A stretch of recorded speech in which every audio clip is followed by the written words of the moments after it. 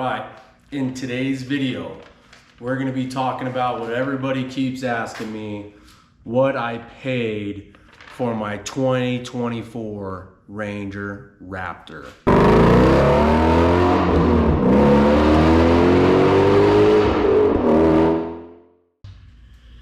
Before we get started in today's video, I just want to thank each and every one of you. I know some of you have been watching me since, I don't know, 2017 when I had a Focus RS, to my Gen 2 Raptor, to my Gen 1 Raptor, to my Shelby GT 350R.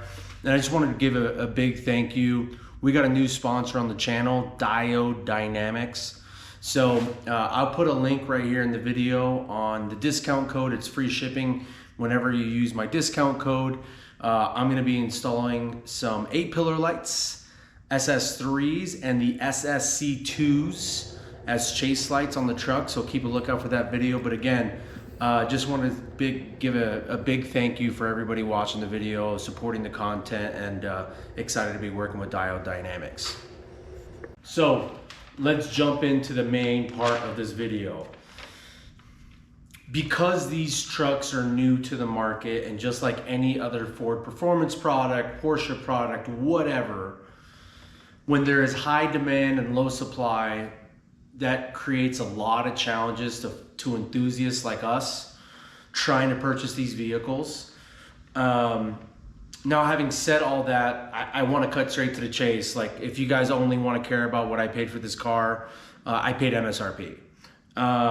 So that's point number one. But I want to sort of drill into the market, how Gen 2s were, other cars that I purchased. But let's sort of walk through the options that I ordered on my 2024 Ranger Raptor. What I think is pretty interesting, and this is the first vehicle that I've ever ordered new from the factory. I've never ordered another vehicle new from the factory. With my 2019 Gen 2 Raptor, it took me about 6, if not more, dealerships to find one willing to sell one MSRP. So I've been through the battles before. What I think is pretty interesting about how they built the 2024 Ranger Raptors, there wasn't a ton of options. I think if you select every single option possible, graphics, bed liner, wheels, it still comes out to around 60 grand. So all in all, the truck base price is $55,470.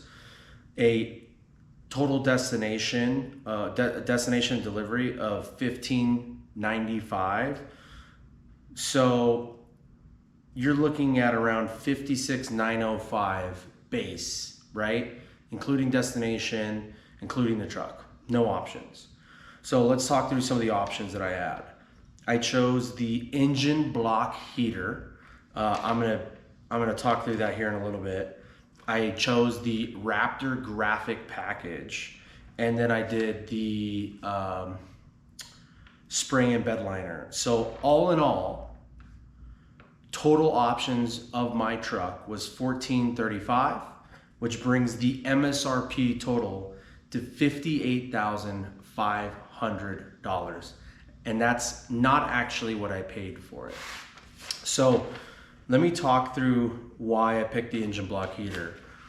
I have never ordered a car brand new from the factory. Every car that I've purchased new has been from a dealership. It's taken me a ton of time. Like the last 2 brand new cars I had, 2019 Gen 2 Raptor and the 2017 Focus RS, both of which took me multiple dealerships to find the spec that I wanted, and more importantly, willing to sell at MSRP. So this is the first one that I ordered brand new from the factory. Having said that, there's not a ton of options to choose from. I knew for a fact I didn't want to get the door key in code.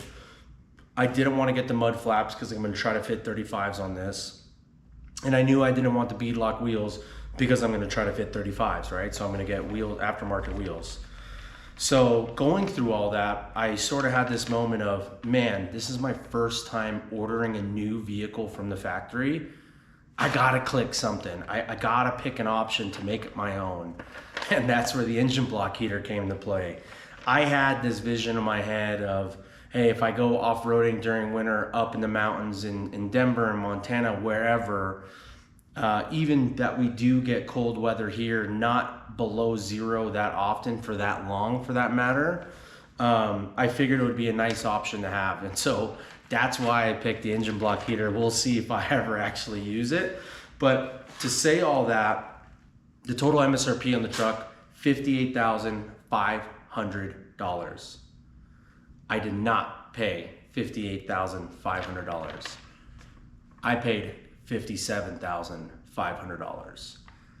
And because I got a $1,000 rebate from Ford, I have no idea why, I have no idea how. I called them to get the rail number because my truck was shipped via rail. I called Ford corporate and they're like, hey, there's a rebate on your account. I was like, great, how much? He's like, we can't tell you that information. It's like, okay, what is it for? It's like being a loyal Ford customer and ordering this vehicle. I said, okay.